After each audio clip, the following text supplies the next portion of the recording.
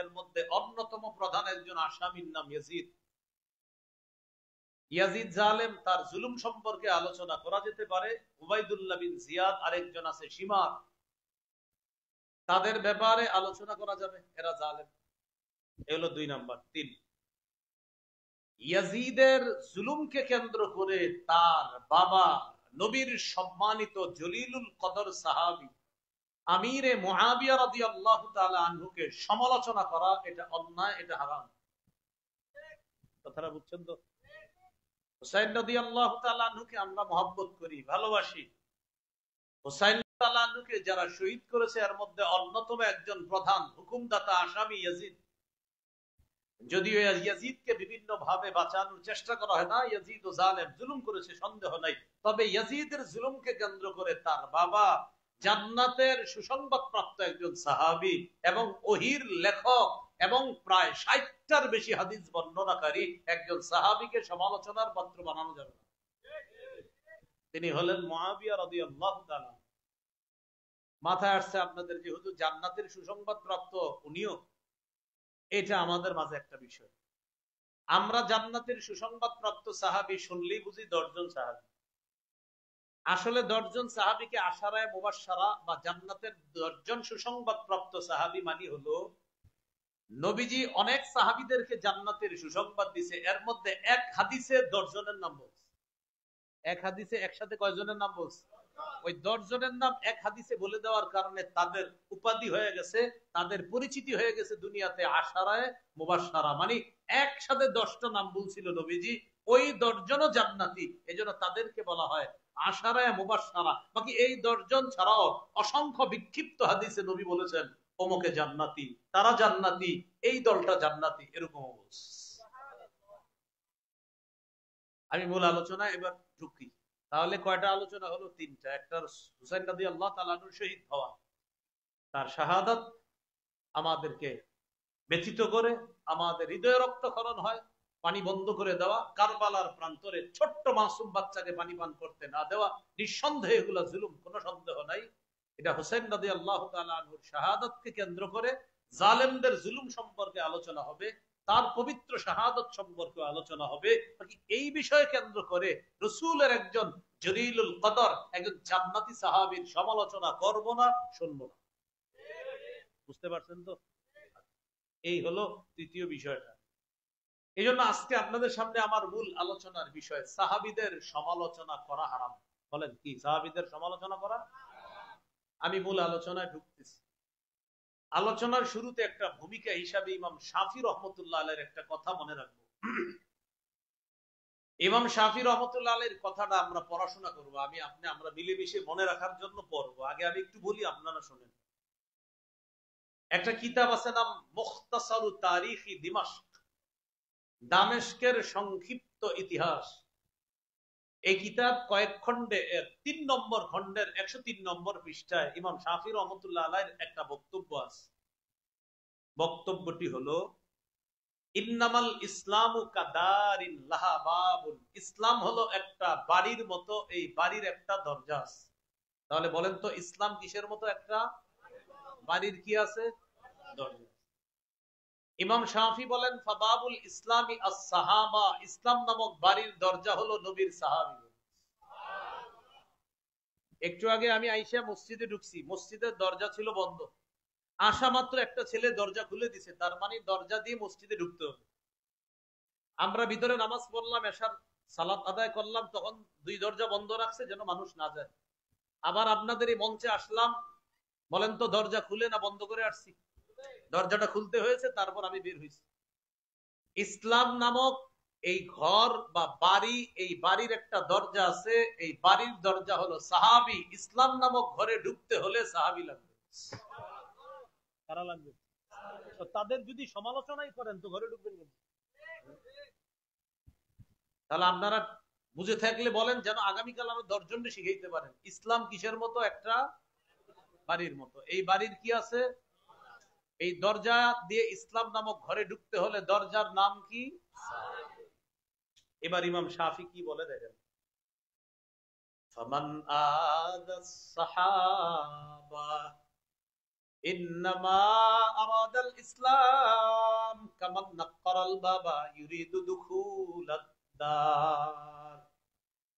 যে ব্যক্তি নবীর সাহাবীদেরকে কষ্ট দেয় সে কেমন যেন ঘরের দরজা ছিদ্র করে ঘরে প্রবেশ করতে চায়। যে ব্যক্তি নবীর সাহাবীদেরকে কষ্ট দেয়, আর সাহাবী মানে হলো ইসলাম নামক ঘরের দরজাকে কষ্ট দেওয়া, নবীর সাহাবীদেরকে কষ্ট দেওয়া মানে ঘরের দরজা ছিদ্র করে ডাকাতের মতো ইসলাম নামক ঘরে প্রবেশ করার চেষ্টা করা। বলেন তো, দরজা ছিদ্র করে কি ভদ্র মানুষ প্রবেশ করে? হ্যাঁ, দরজা ছিদ্র করে। আর ভদ্র মানুষ তো দরজা ছিদ্র করে ঢুকবে না, উনি সুন্দরভাবে ঢুকবে। তাহলে এক অংশ আমি, বাকি অংশ আপনারা বলবেন ইসলাম কিসের মতো? বাড়ির কি আছে? এই দরজা কারা? যারা সাহাবীদেরকে কষ্ট দেয় তারা কেমন যেন দরজা কি করে? আল্লাহ আমাদেরকে ইসলাম নামক ঘরের দরজা ছিদ্র করার নামক অপরাধ থেকে হেফাজত করে।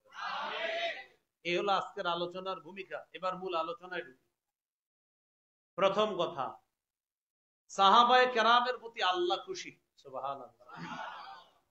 সূরাতুল ফাতহ 18 নম্বর আয়াত, 26 পারা 12 নম্বর পৃষ্ঠা। আল্লাহ তাআলা বলেন, লাকাদ রাদিয়াল্লাহু আনিল মুমিনিনা ইয ইউবাইউনাকা তাহতাশ শাজারা।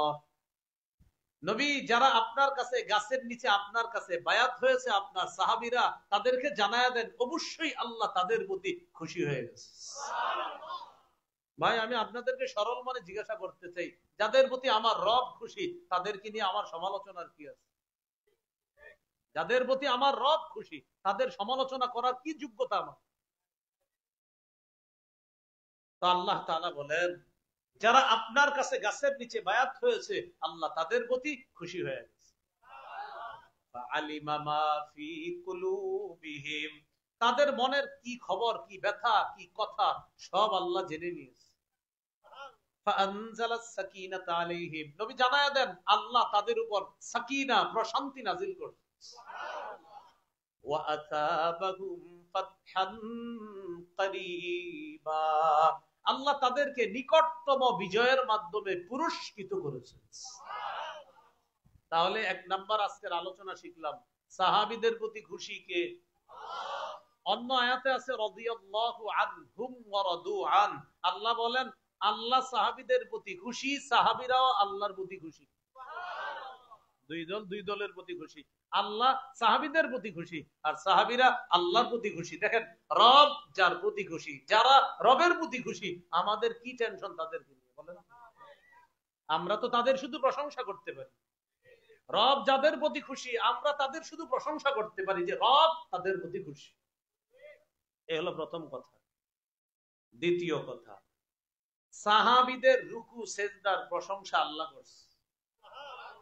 আপনারা আজকে এসে পড়ছেন, আমিও বললাম, ওই আমগো রুকু সেজদার তো প্রশংসা আল্লাহ করেন। আমগোটা কবুল হয়েছে কিনা এই টেনশনই তো সারা জীবন থাকতে হয়, যে আমার রুকু কবুল হলো কিনা, আমার সেজদা কবুল হলো কিনা, এই টেনশনে থাকতে হয় যে এসা পড়ছি, কে জানে কি পড়ছি, কবুল হয়েছে কিনা। আর আল্লাহ বলেন, হাবিব আপনার সাহাবীদের রুকু সেজদা গুলা, এগুলা আপনি একটু দেখবেন, তাদের রুকু দেখবেন, তাদের সেজদা দেখবেন, তারা রুকু সেজদার মাধ্যমে আমি আল্লাহর ফজিলত আর সন্তুষ্টি কামনা করি। অথচ আমার আপনার রুকুর মধ্যে কত দুনিয়াবি টেনশন ঢুকে। রুকুতে গেলে দোকানের কথা, সেজদায় গেলে জমি জমার কথা, কত কিছু। আর আল্লাহ বলে, নবী আপনার সাহাবীরা রুকু সেজদা করে আমার থেকে ফজিলত আর আমার সন্তুষ্টি অর্জন করেন।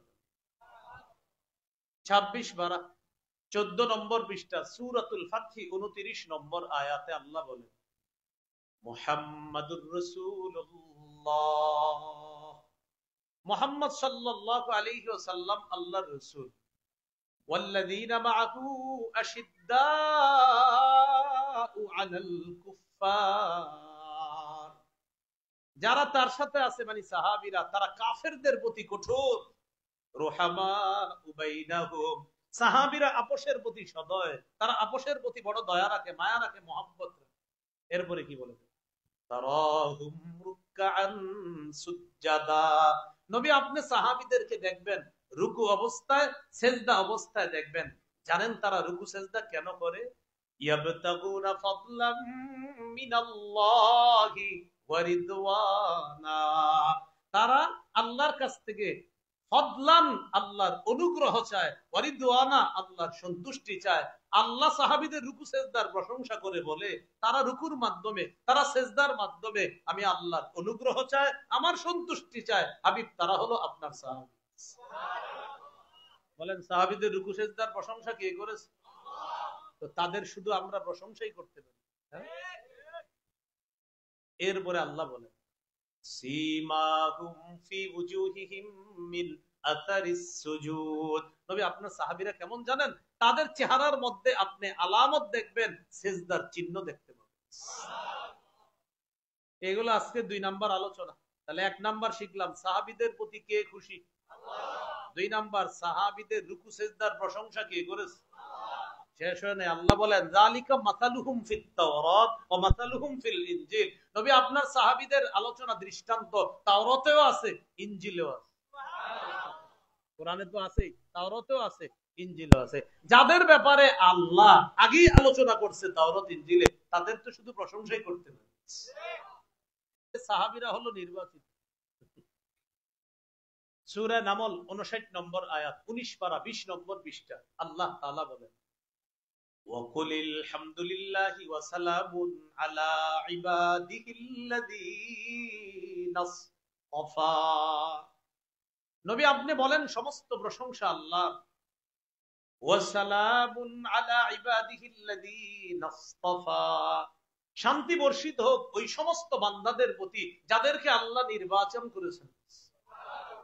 বলেন না, অনুবাদটা একসাথে করি, বলেন শান্তি তাদের প্রতি যাদেরকে আল্লাহ নির্বাচন করেছেন। সুবহানাল্লাহ।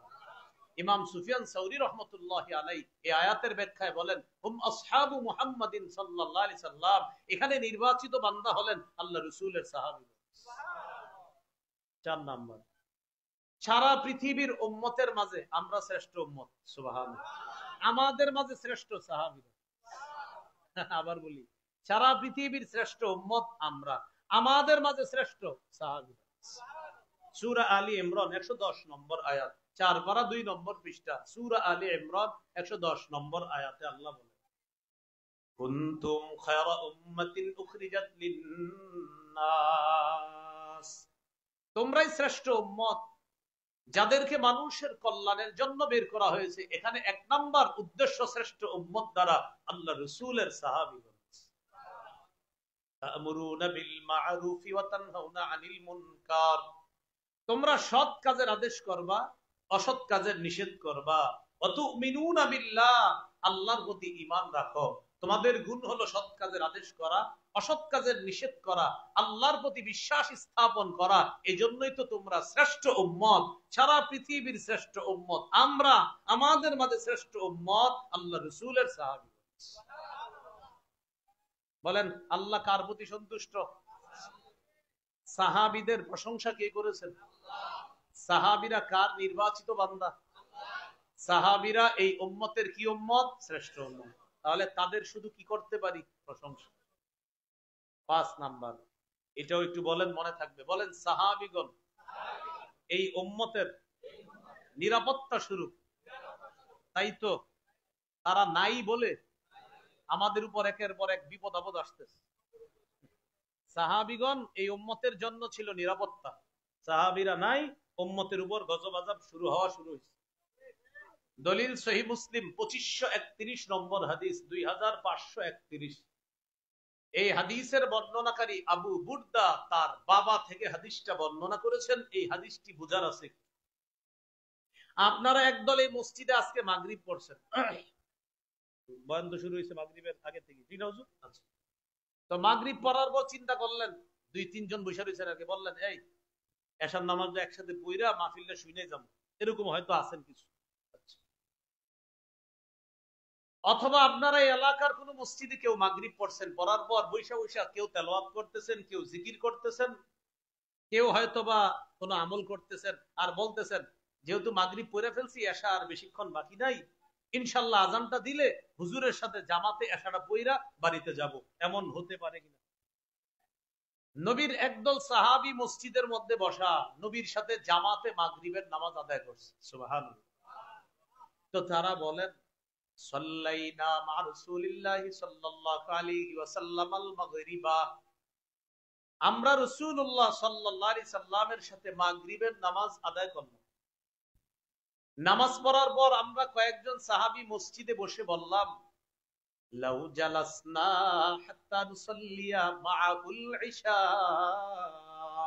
আচ্ছা, মাগরিব যেহেতু পড়েই ফেলছি, এশা পর্যন্ত মসজিদে বসে থাকি, একবারে নবীর সাথে এশার নামাজটা জামাতে পড়বো, তারপর যাব। তারা বসে রয়েছে। হঠাৎ আল্লাহ রাসূল সাল্লাল্লাহু আলাইহি সাল্লাম ঘর থেকে মসজিদে আসছে। নবীজির ঘর ছিল মসজিদের সাথে, এজন্য ইমাম সাহেবের বাসা করে দিবেন মসজিদের সাথে। বললাম সবাই দিয়ে চুপ হয়ে গেলেন, ঘটনা কি? হ্যাঁ, হুজুর খানাই দিনে আবার বাসা নাকি? হ্যাঁ, ইমাম সাহেবের কোয়ার্টার করে দিবেন একদম মসজিদের সাথে, যেন উনি কামরা থেকে দরজা দিয়ে বের হয়ে মসজিদে এসে আপনাদেরকে বলতে পারে আসসালামু আলাইকুম। একদম অ্যাটাচড বাথরুম সহ ওনার ফ্যামিলি সহ কোয়ার্টার করে দিবেন। রাসূলুল্লাহ সাল্লাল্লাহু আলাইহি সাল্লামের বাসা ছিল একদম মসজিদের সাথে। বাসা থেকে বের হয়ে আসছে। বাসা কোনটা? এখন আল্লাহ রাসূল সাল্লাল্লাহু আলাইহি সাল্লাম যেখানে আছে মদিনায়, এটাই বাসা ছিল। সুবহানাল্লাহ। এটা আম্মাজান আয়েশা সিদ্দিকা রাদিয়াল্লাহু তাআলা আনহার কামরা ছিল, ঘর ছিল। নবীজি মসজিদে আয়েশা দেখে একদল সাহাবী বসা, তাদেরকে বললেন, মাজিলতুম হাহুনা, তোমরা এখানে কতক্ষণ বসা? এতক্ষণ এখানে বসে আছো, মাগরিব পরে বাসায় যাওনি? সাহাবীরা জবাব দিলেন, ইয়া রাসূলুল্লাহ, আপনার সাথে জামাতে মাগরিব পড়ছি। মাগরিবের পরে আমরা নিয়ত করলাম, যেহেতু মাগরিব হয়ে গেছে, একটু পরে আল্লাহ চাইলে এশার নামাজের আজান হবে, আমরা নাজলিসু হাত্তা নুসাল্লিয়া মাআকাল ইশা, এশা পর্যন্ত বসে থাকবো, এশার নামাজের সময় হবে, নিয়ত করছি আপনার সাথে এশা পড়ব, তারপর মসজিদ থেকে বের হবো। নবীজি বললেন, আহসানতুম, ভালো কাজ করছো। সুবহানাল্লাহ। অথবা বলছেন, আও আসাবতুম, তোমরা সঠিক করছো। মূল জায়গায় চলে আসছি, মন দিয়ে চলে। নবী মাথাটা আকাশের দিকে উঠাইলেন।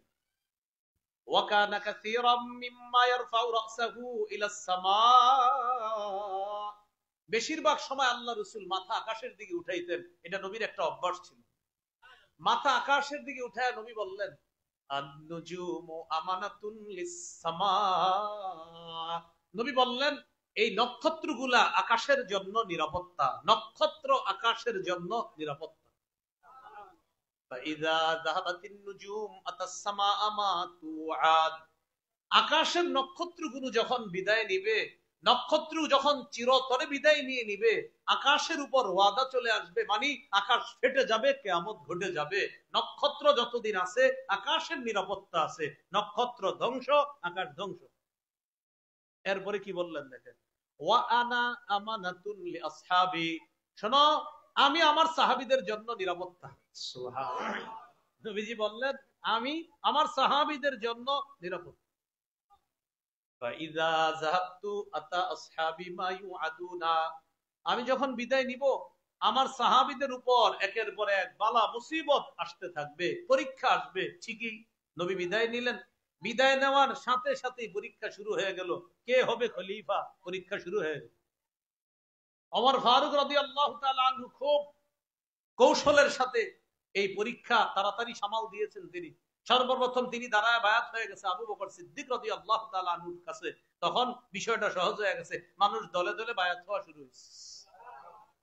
এটা ছিল একটা পরীক্ষা, এটা বেশি কষ্টদায়ক ছিল না। কিছুদিন পরে একটা ভয়ঙ্কর পরীক্ষা, সেটা কি, আবু বকর সিদ্দিক রাদিয়াল্লাহু তাআলা আনহুর জামানায় একদল বলে বসলো, আমরা আর যাকাত দিব না, নবীর যুগে দিছি এখন আর দিব না।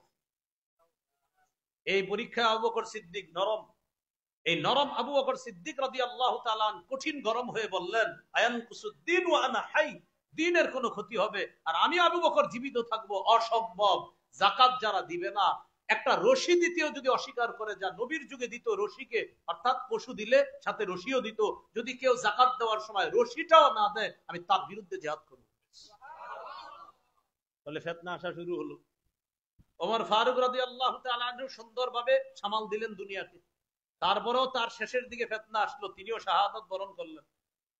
ওমর ফারুক রাদিয়াল্লাহু তাআলা আনহু অত্যন্ত সুনামের সাথে পরিচালনা করার পর, তিনি শহীদ হওয়ার পর শাসন ক্ষমতা চলে আসলো উসমান গনি রাদিয়াল্লাহু তাআলা আনহু, তিনি খলিফা হলেন। তার শেষের দিকে কি পরিমাণ ভয়ঙ্কর সাবাই ফিতনা দেখা দিল, যে ফিতনা এক পর্যায়ে মুসলমানের মধ্যে গ্রুপিং পর্যন্ত চলে গেল। জলিলুল কদর সাহাবী আলী আর মুআবিয়া আয়েশা রাদিয়াল্লাহু তাআলা আনহুম, তাদের মাঝে আপনার কিছু বিষয়ে মতভেদ দেখা দিল। হযরত আলী আর মুআবিয়া তাদের মাঝে মতভেদ হয়ে গেল। আলী এবং আম্মাজান আয়েশা জামাই এবং শাশুড়ির মাঝেও মতভেদ হয়ে গেল। একের পর এক পরীক্ষা। নবী বলেন, আমি থাকা পর্যন্ত আমার সাহাবীরা নিরাপদ, আমি চলে যাব তাদের উপরও পরীক্ষা। এবার কি বলে দেখেন,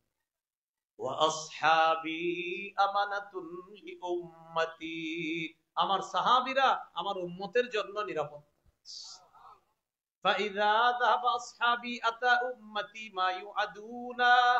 আমার সাহাবীরা যখন বিদায় নিবে, আমার উম্মতের উপর একের পর এক বিপদ আসতে থাকবে। আস্তে আস্তে এক পর্যায়ে কিয়ামতের ছোট আলামত, এক পর্যায়ে বড় আলামত, পরিশেষে কিয়ামত হয়ে যাবে। তাহলে বলেন তো, আমাদের জন্য সাহাবীদেরকে নবী কি বলেছেন? নিরাপত্তা। বলেন, কি বলেছেন? যাদেরকে নবী বললেন নিরাপত্তা, তাদের সমালোচনা করার কিভাবে দুঃসাহস করি? তাদের শুধু প্রশংসা করা যায়। বুঝে আসছেন কথাগুলো? 6 নাম্বার, সাহাবায়ে কেরাম এই উম্মতের জন্য কল্যাণ। বলেন, সাহাবায়ে কেরাম উম্মতের জন্য কি? একটা হাদিস শুনলে অনেক সুন্দর একটা বিষয় শিখার। as-silsilatus sahiha হাদিসের কিতাব 3283 নম্বর হাদিস।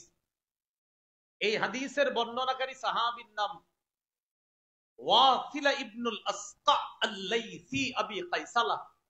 আচ্ছা, ছোট একটু মনে রাখেন, ওয়াসিলা কি নাম? ওয়াসিলা পুরো নাম ওয়াসিলা ইবনুল আসকা আল-লাইসি আবি কাইসালা, এটা হলো পুরো নাম। এই ওয়াসিলা রাদিয়াল্লাহু তাআলা আনহুর বর্ণনা, তিনি বলেন, রাসূলুল্লাহ সাল্লাল্লাহু আলাইহি সাল্লাম বলেন, লা তাজালুনা বিখাইরিন মা দামা ফিকুম মান রাআনি ওয়া সাহাবানি। তোমরা ততক্ষণ কল্যাণের মধ্যে থাকবা যতক্ষণ তোমাদের মধ্যে তারা থাকবে যারা আমি নবীকে দেখেছে আর আমার সাহাবী হওয়ার সৌভাগ্য অর্জন করেছে। এরপরে কি বলে দেখেন, ওয়াল্লাহি লা তাজালুনা বিখাইরিন মা দামা ফিকুম মান রাআনি ওয়া সাহাবা মান সাহাবানি। আল্লাহর কসম, তোমরা ততদিন কল্যাণের মধ্যে থাকবা যতদিন তোমাদের মধ্যে তারা থাকবে যারা আমার সাহাবীদেরকে দেখে। বুঝেন নাই মনে হয়? প্রথমটা বলছে তোমরা ততদিন কল্যাণের মধ্যে থাকবা যতদিন তোমাদের মধ্যে তারা আছে যারা আমাকে দেখেছে। 2 নম্বরে বললেন, আল্লাহর কসম, তোমরা ততদিন কল্যাণের মধ্যে থাকবা যতদিন তোমাদের মাঝে তারা থাকবে যারা আমার সাহাবীদেরকে দেখেছে এবং আমার সাহাবীদের সান্নিধ্য অর্জন করে তাবিঈ হওয়ার মর্যাদা অর্জন করে। 3 নম্বর, ওয়াল্লাহি লা তাজালুনা বিখাইরিন মা দামা ফিকুম মান রাআনি ওয়া সাহাবা মান সাহাবানি।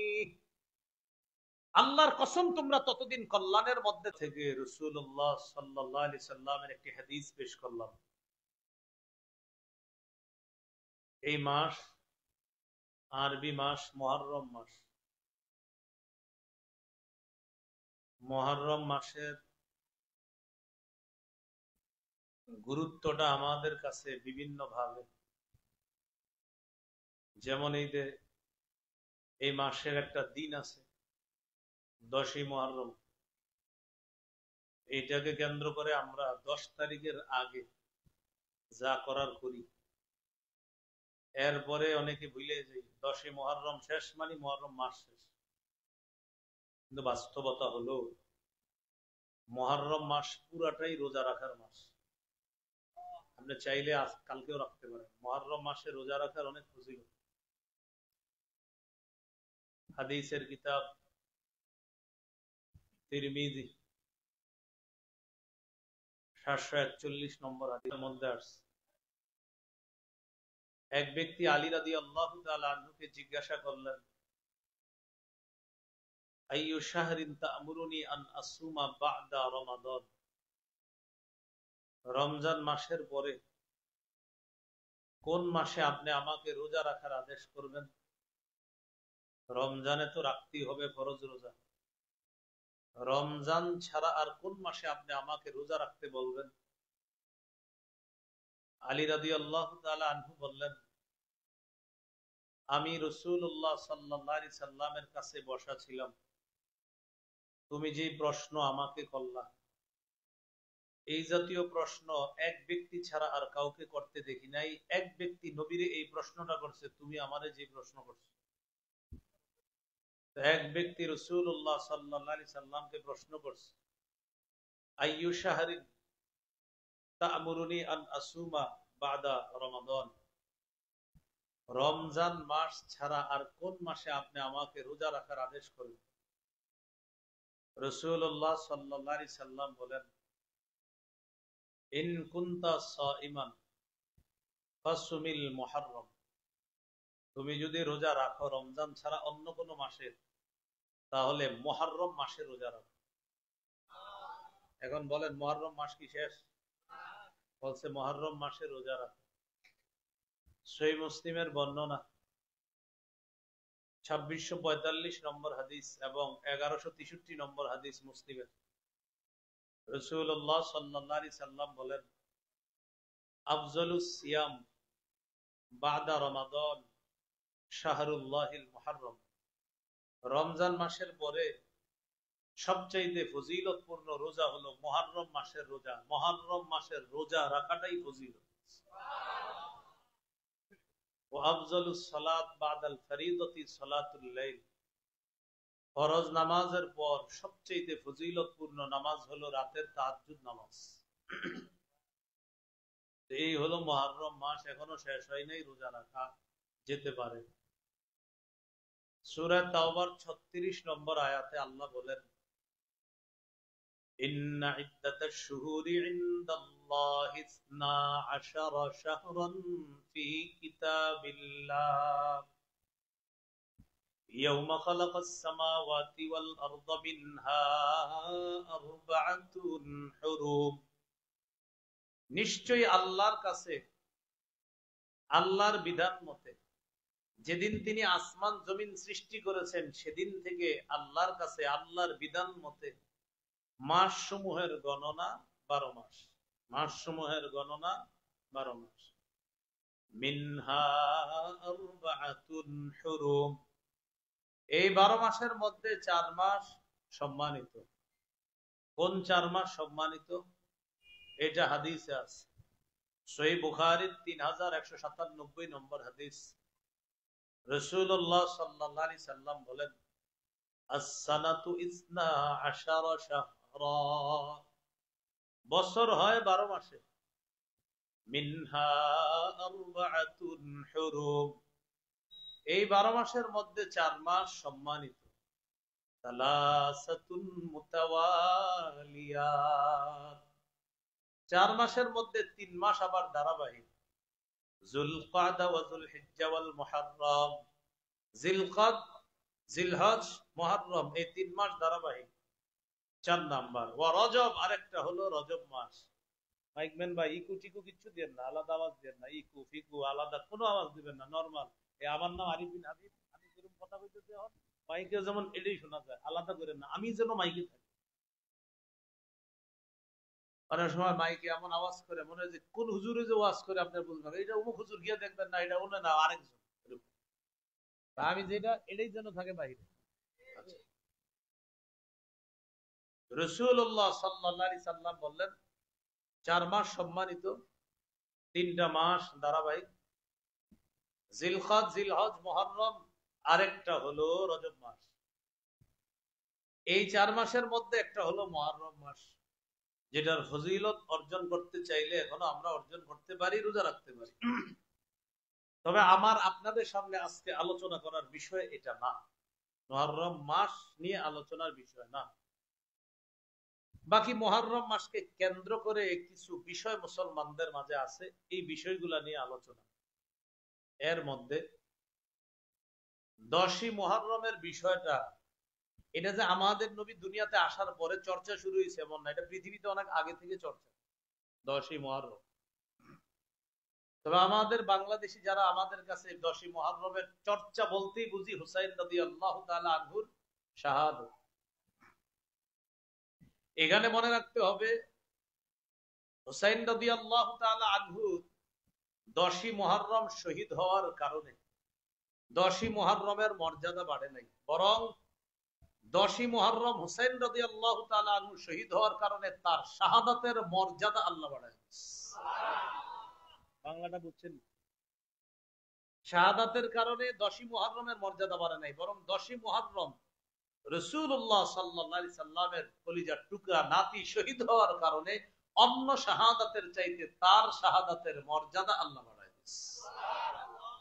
কারণ এই দিনে দুনিয়াতে অনেক কিছু আল্লাহ ঘটিয়েছেন। এই কারণে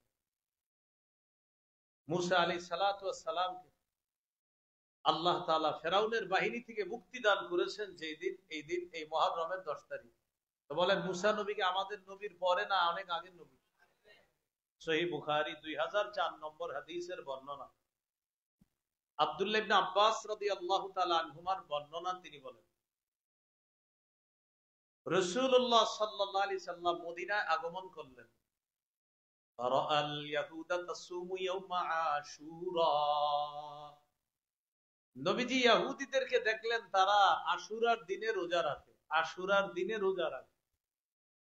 فقال رسول الله صلى الله عليه وسلم ما هذا, নবীজি বললেন এটা কি?